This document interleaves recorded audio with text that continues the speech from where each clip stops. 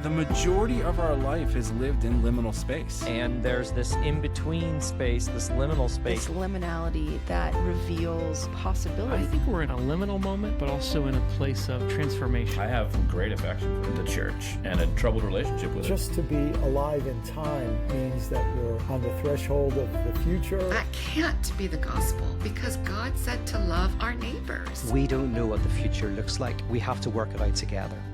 Before we get into John, we're going to start with one of my other passions, which is astronomy. I love astronomy. I taught high schoolers astronomy for 3 years, just kind of on the side in a little co-op that we put together for homeschoolers, and it was a lot of fun. I learned a lot of stuff. And one of the easiest constellations to find, I bet 99% of you could probably spot it in the sky. You know which one I'm talking about? Big Dipper. Like, that's, everybody knows the Big Dipper, right? Like, did you know it's a part of a larger constellation called Ursa Major? It's a bear with a raccoon tail. Well, there's a story behind that. I can't remember it right off the bat, but Ursa Major is this big bear with a tail, and the Big Dipper is actually the tail of the bear. The other stars are a little bit dimmer. They're harder to see. So we kind of just focus in on the Big Dipper. That's what we know it as. And it's in different places in the sky. And there's some dispute about where the Big Dipper got its name outside of Ursa Major, but the Big Dipper part of it. And one of the most compelling stories that I found actually comes from a African-American folk song.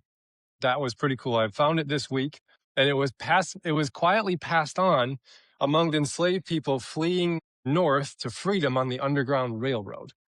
So this may have come from there. It's a possibility. So I'll tell you the story. There's a song called Follow the Drinking Gourd that was taught to blacks that were escaping their enslavers because travel by daylight meant that you were probably going to get caught and captured. So they moved mostly at night, guided by the stars, following this whole Underground Railroad. There's a map of some of the Underground Railroad. It was a network of safe houses and hidden routes and courageous people that helped probably somewhere near 100,000 people escape slavery in the South and move up into the North. Now, the Big Dipper was their main compass, not because, it's the brightest thing in the sky or because it's steady in the sky where it is. It's not. It's because the two end stars on the Big Dipper always point to the North Star, Polaris. And the North Star is actually at the end of the Little Dipper, which is a lot dimmer and harder to find. But if you can spot the Big Dipper and you kind of follow it around and shoot up, you'll always be able to spot Polaris. Now, Polaris is kind of harder to see because it's not super bright, but the Big Dipper is like everyone in here can go outside and look up and you'll say, there's the Big Dipper. And so this is kind of, they put this geography encoded inside of a song. And the first verse of the song, Follow the Drinking Gourd, went like this. I'm not going to sing it to you because I won't put you through that. But it says this: when the sun comes back and the first quail calls, follow the drinking gourd. The old man is waiting for to carry you to freedom if you follow the drinking gourd. And so there's all these different verses and choruses put together about following the Big Dipper, which they called the drinking gourd, because that would be like a gourd that's been dried and hollowed out, and they would use that to drink. And so possibly this is where we get the name Big Dipper. Now, the old man referred to in the song, the old man's waiting to carry you to freedom, was actually a sailor named Peg-Leg Joe. I mean, with a name like Peg-Leg Joe, I don't think you can have any other profession, right? Like, you got to be a sailor at that point.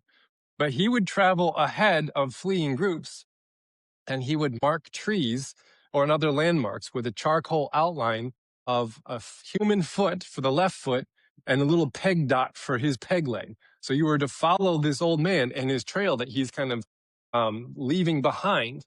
And then he would take you through the banks of the Ohio River, and the whole song guides you along the river. All the verses are guiding you north and just ready to carry them. The second verse actually continued the map. The riverbank will make a mighty good road. The dead trees show you the way. Left foot, peg foot, traveling on, follow the drinking gourd. So the song moved people along the banks of these rivers up toward the Tennessee River and then up into Ohio. And the whole journey is kind of encoded in the lyrics of this song. It's like the map is the melody. And so a lot of slaves couldn't read, so they couldn't have a map and here's the instructions. So they would teach them the song about looking for the Big Dipper that points you to the North Star, and then following all these rivers and old Peg Leg Joe and all that, trying to get to freedom. But what does that have to do with the woman at the well? Well, think about it. Waters, we have stars, we have a song, we have a sailor with one leg, and this whole road to freedom, all paved out in this song. And I really want you to hold that image as we enter John 4, because the story we encounter there is built from a lot of similar kind of materials. We meet a woman that is seeking liberation, and water becomes the symbol of that liberation. In much the same way as the drinking gourd and the rivers and the sailor was very symbolic of the desired freedom of those fleeing slavery. And so keep that image in your mind of the drinking gourd as we explore this, because I think that's going to give us a little bit of a roadmap. Now, by the time we reach chapter 4, Jesus has already made a whole bunch of people mad. We talked about it last week. Nicodemus comes to him at night and he was like, I got questions for you. And there's this big, long conversation. We talked about that last week. But what happened before that was he walked into the temple, which was the holiest site, and he did so on the holiest day, which was Passover, and he tipped over a bunch of change moneylenders and drove all the animals out, basically made a bunch of people a lot less financially rich and brought the entire economy, religion, culture, and everything to halt in the middle of its highest holy day. So he made a lot of enemies at that point. They send Nicodemus to kind of like question him, like, all right, what's up? What's going on here? You're a dangerous guy. And so he's kind of rattled the power structures of Jerusalem. And the religious authorities are kind of like keeping an eye on him. And so we come to this quietly radical statement in all the Gospels, maybe the most, and it says he had to go through Samaria. He had to go through Samaria. The actual, he really didn't. Here's a picture of a map of the day. Most Jewish travelers of the time, they took the Eastern Road, a route that nearly doubled their journey, turning a 3-day trip if you were just to go from southern Judea straight up into Galilee. That would be a 3-day walking journey, but they hated the Samaritans. The Jews hated the Samaritans, and so they didn't want to walk through Samaria, so they went all the way over to the Jordan Valley, Jordan River, and then went north, and then came all the way back over. And it doubled the time that they spent walking. So imagine a 7-day hike that could have been 3. And it's like, that's what they're going through. And it says that he had to go through Samaria, not because there was no other way around. There's something else going on here, but something holy is demanding that he goes through Samaria. It's almost the same language of the Son of Man must be lifted up, and that we saw in chapter 3. Or I must go to Jerusalem. He's saying now I must go through Samaria. In the same language of this redemption language that he's got going on, something's happening. Why did the Jews hate the Samaritans so much? Like, what's the animosity there? To understand that story, we got to rewind about 700 years, because there's an entire story going on here that we're kind of missing. It shaped all of the culture. Now, after the death of Solomon, the kingdom split in two. They had a civil war, and it divided up into the northern kingdom and the southern kingdom, Israel and Judah. And then in 722, this Assyrian empire comes down, and they absolutely conquer and decimate that northern section of the people of God. And they deported much of the population into Syria, and then they tried to resettle the land with their own kind of people and their own religion and all those. But those who remained there and tried to continue to hold to their roots of who they were as a people became known as the Guardians. In English, it's guardians. In their language, it would be the Samaritans. They understood themselves to be the ones who were the true keepers of the ancient faith that came all the way from Abraham. And the southern Judeans believed themselves to be the keepers of the ancient faith. That was through the line of David. And so it was like this big, huge, they believed that they were heretics. They believed they were heretics. Not a lot of things have changed in the world, obviously. 2 things. And people are on both sides of it, arguing at each other. That happens, right? But the theological flashpoint for this thing was geography. Samaritans said God had to be worshipped on Mount Gerizim as that true place of worship. And then the Jews said, no, it's in Jerusalem at our temple. And so they were divided in this geographical sense. Now, when the Greeks came down and they conquered Judea in the south hundreds of years later, the Samaritans kind of stepped aside, and they're like, we're not really Jewish anyways. You go ahead and do what you want, Greeks. And they decimated a lot of the city. They fought them. They won, but through some guerrilla warfare tactics, the Jews fought back and earned their freedom again after a couple long years of. And then all of a sudden, this guy named John Hyrcanus invaded Samaria. He was a Jew, and he was mad at the Samaritans for not helping them in their time of need. So he invaded Samaria, destroyed towns, leveled their temple on Mount Gerizim, and walked away. So you can see a little bit of animosity. They went to their holy temple on their holy mountain and destroyed it and said, there, take that. Well, in retaliation, somewhere around the time of Jesus, the birth of Jesus, this band of Samaritans broke into the Jerusalem temple in the middle of the night, and they scattered human bones all over the sanctuary, desecrating their most holy space in Judaism. And so you can see that there's centuries of grievance, centuries of prejudice, centuries of hatred. And this is the terrain that Jesus is going to enter into. That's the animosity between Jews and Samaritans that hated each other so much that Jews would rather double their journey and walk around than go through. And Jesus says, I got to go through Samaria. And so Jesus arrives at this well in the heat of the day and sits down, tired from his journey, and a woman comes to draw water. And this alone should tell us something, that in that culture, women came to the well in the morning when the day was cool. And coming at noon in the full blaze of sun means that she's not welcome at the morning gathering. So she's already an outcast within an outcast community. She's doubly exiled, doubly marginalized as a Samaritan from the Jewish world, but then exiled from her own village for reasons that we're soon going to explore here. And this is who Jesus waits for, who he chooses to meet. There's something worth sitting with in that. Jesus knows the terrain of the outcasts. As his followers, I think so should we. We should understand that. The journey through Samaria is the journey into the neighborhoods the respectable refuse to enter. The prisons, the hospitals, the group homes, the care facilities, funeral homes, low-income housing projects, basically all of the places that society puts people that we don't know what to do with them because of their mental state or their grieving or their... Samaria is every soul that has a hard time fitting into the expectations of a society that has pushed them to the margins. Economically, racially, religiously, sexually, mentally, emotionally, physically. All of us as God's followers are walking through Samaria. The only question is whether or not we stop.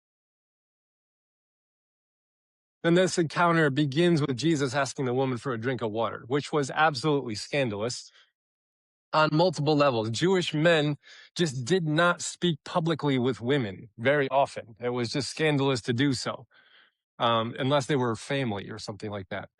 And then Jewish people didn't share vessels with Samaritans in a lot of the same way that segregation in the American South prohibited whites and blacks from drinking out of the same drinking fountains. So we have the same kind of hatred and animosity there. And one act of thirst, Jesus asking this woman for a drink of water, upends two categories of social law. And here he is, I'd like a drink of water. And the conversation moves quickly through all this really interesting stuff of living water and you won't thirst anymore. And we don't have a whole lot of time to dive into that stuff. That's interesting. But the really interesting thing is when Jesus says, go call your husband and come back. I thought Jesus was being all like cool here for a minute. And he's like, go get your husband. But he's doing something interesting. She says that I don't have a husband. Jesus is like, you're right. When you say you have no husband, the fact is you've already had 5. And the man you're with now is not your husband. Oh. Okay, so for my entire existence, I would read this as a woman searching for love in all the wrong places, burning through 5 relationships. He's on her 6th one. And really what she just needs is Jesus. Like that's how I've heard this passage interpreted over and over and over again in this patriarchal sexual purity culture that I grew up in. It has nothing to do with that, actually. There's none of that in here at all. And it's interesting that women always seem to carry the brunt of society's sexual taboos. The man's safe in the house, and here the woman is bearing the brunt of it all. But traditions would say that this woman is a sinner because she's promiscuous. The woman is, she's a cautionary tale about looking for love in the wrong place. But that doesn't hold up in the context and culture of the day. I'd like to paint a different world. for you to see, because that's looking at it through our culture eyes. We rewind back into this day. In the ancient world, marriages were arranged by families. Like there wasn't a dating scene. You didn't go out to the club or the bar or whatever to meet some folks. Like your dad would arrange your marriage for you. And it was be like, no, this is who you're marrying one day. You'd like know that in advance. Everyone seemed to be cool with it. But they were arranged. There was no dating, no courtship romantically, no agency in that modern sense, no online dating apps or anything like that. Right? This woman has been married 5 times, was not necessarily a woman who burned through 5 relationships. My theory is that she was caught and trapped in an ancient legal institution called Levirate marriage. Let me explain to you what Levirate marriage is. In Matthew 22, it's kind of seen. Some Sadducees come up to Jesus, what they think is like this clever theological puzzle. And they describe this scenario. It's like, all right, if a man dies childless, his brother is supposed to marry the widow to raise up children for his brother. That's Levirate marriage right there. In a society where women were not allowed to own land and it was an agricultural society, that meant if you were a widow with no child, you were immediately impoverished because you had no way of earning your keep. You're not allowed to sell in the marketplaces. You can't own land. So you're going to be in poverty, even if you're a young widow at the age of 20 something. And so what they did as an act, like almost a social security, a safety net, was they had something called Levirate marriage. And it sounds really weird to us because we would never want to engage in this because we're 1,000, 2,000 years removed from this. But what would happen was the brother of the husband who died would have to marry this woman and then give her children, but not in his own name, but in his dead brother's name as an act of social security so that she wouldn't be impoverished. And that was kind of it. And so the Sadducees kind of paint this picture. Now there were 7 brothers, and the first is married and has died childless, leaving the widow to this brother, and then the second, and then the third, and then the fourth, and then the fifth, and so on and so on. And they're like, well, all right, so who's she married to in when the resurrection happens? And Jesus has some interesting things to say about that. But all 7 brothers, all of a sudden, like they weren't able to provide a child in their brother's name. That's Levirate marriage. It was real, and it was designated as a form of social security in a world where women had no economic independence. So that's how we read this story now. If we reread this story with that Levirate marriage in mind, husband 1 dies before giving her a son. And she is now widowed and in danger of poverty. So her first husband's brother takes her in, but still no son. He dies. Then the 3rd brother, then the 4th, then the 5th, just like the parable in Matthew 22. All of them are dead and unable to give her a child, and she still has no son. And in her culture, childlessness was not understood as a medical condition called infertility. It was read as a curse of God. You must be doing something wrong. So to remain childless despite following every single rule laid out for you, every law, every morality that you're supposed to follow, was to be marked as someone that God is turned away from. And so she's exiled here. Her town exiles her, not because she's been immoral and seems to be searching for love in all the wrong places, but because she has followed every single rule to the T and still has nothing to show for it. She's done everything God commanded, and God has not acted. And now she's confused. So this is not a cautionary tale about any kind of romantic stuff that could go on. She's a woman asking the oldest theological question there is: where is God when the system has failed you? That's what she's asking. So she steps outside of the law. She thinks, I'm going to have to take my situation into my own hands and find my own redemption because God is not listening to me. And so the man she's with now is not her husband. Now, this is actually in one of these old passages out of Genesis 22. There's a kind of desperation is seen in Scripture before. There's a woman named Tamar. Her husband dies before giving her a son. The Levirate marriage obligation then falls to her brother-in-law. But the father is like, if I let my brother-in-law marry this woman, my daughter-in-law, then he might die too. So I'm not going to let that happen.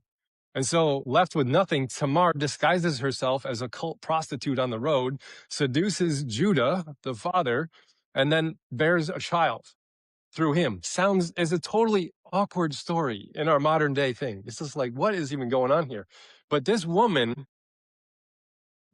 here says when Judah realized what had happened and who was responsible for the baby, he declared Tamar as more righteous than he was because he had withheld what was owed to her. And Tamar is actually listed in the genealogy of Jesus.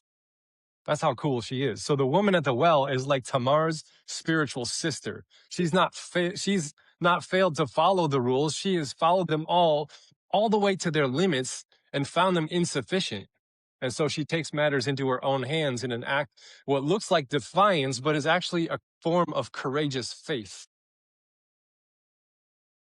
So we tend to think of faith as like polite rule keeping that maintains the social status quo. But in scripture, faith looks like this determination to fight to make life better.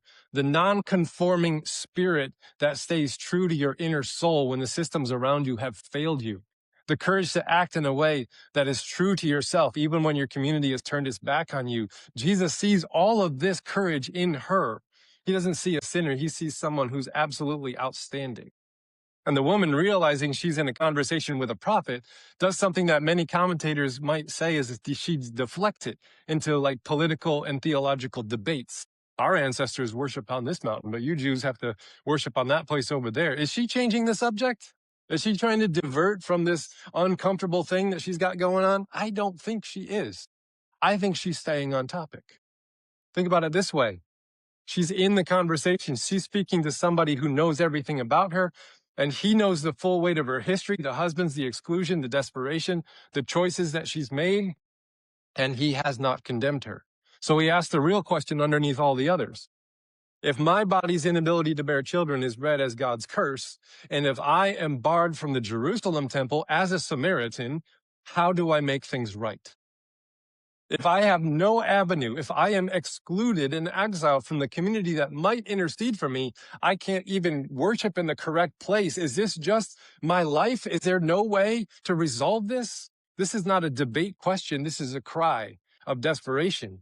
And instead of entertaining the old arguments between mountains, Jesus says something that would have sounded absolutely revolutionary in a world organized around brick and mortar temples and priests and geographic holy sites.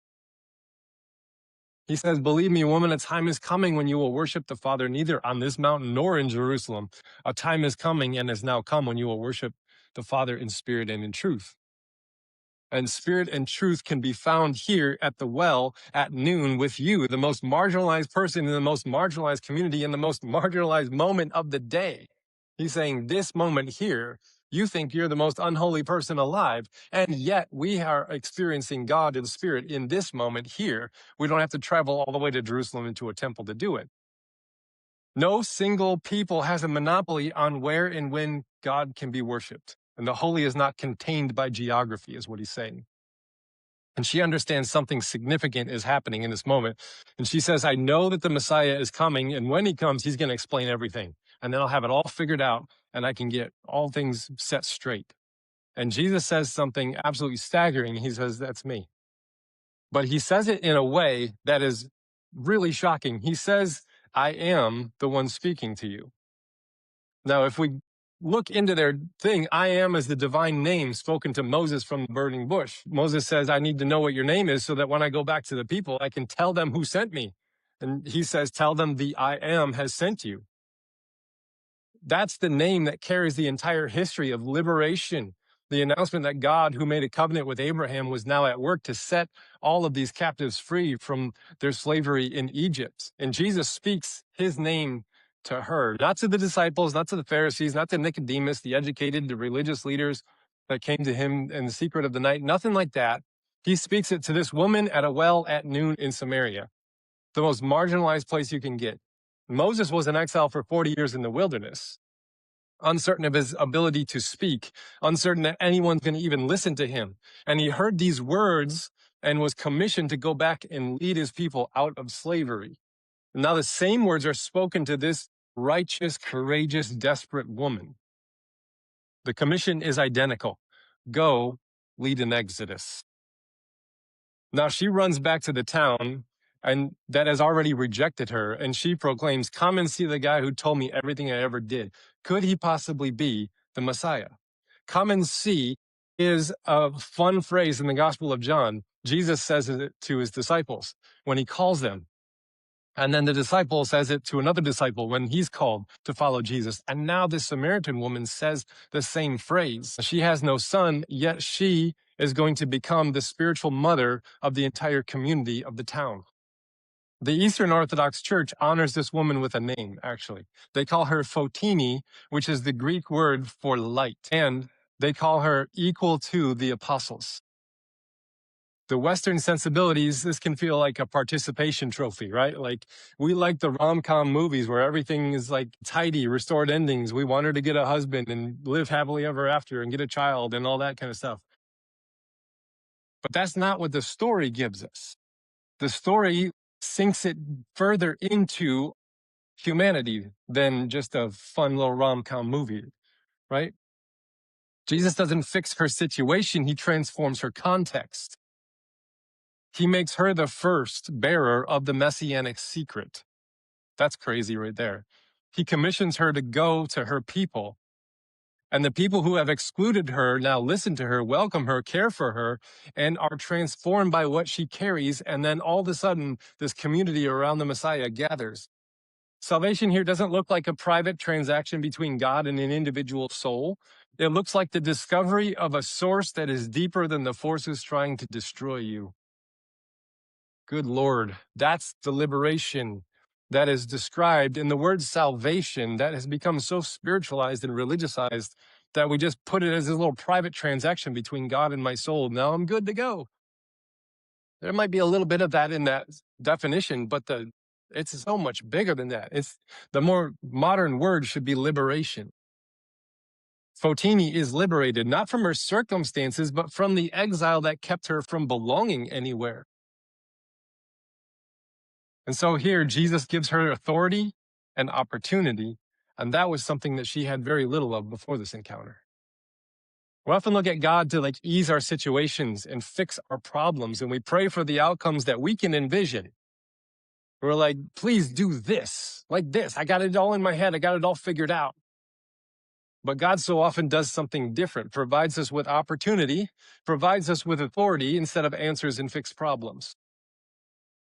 When we're given opportunity, we build character, we discover our limitations and we surpass them, and we, expand our capacities of what we can do. We develop confidence, and confidence built honestly through genuine challenge gives us an authority that doesn't need to be loud or violent or aggressive or flagrant. It's that quiet authority of someone who knows what they have survived and what they have been trusted with. Now, that Underground Railroad that we started with, they had many guides, individuals and safe houses, networks of abolitionist families, but the stars were always there, fixed, reliable, pointing to that North Star. You could always find the Drinking Gourd. Polaris is not the brightest star in the sky by far. You might miss it if you don't know what you're looking for. You have to look first for the Drinking Gourd and follow that line at its far edge up into the dark for that faint little star that points north.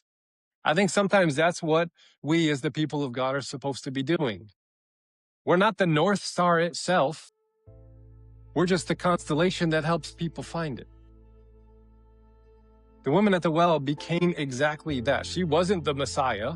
She wasn't sure of everything. She ran back full of questions. And this stunning encounter, she left her jar, forgot it at the well, but she pointed to something true. And people followed the line of her pointing all the way to the source. She said, come and see. Follow the Drinking Gourd. So in our lives, Jesus is not going to just fix all your problems and give you all the answers. But God can provide us with opportunity and authority to do something with it. And it is our job to then cultivate that into the answer to our own prayers.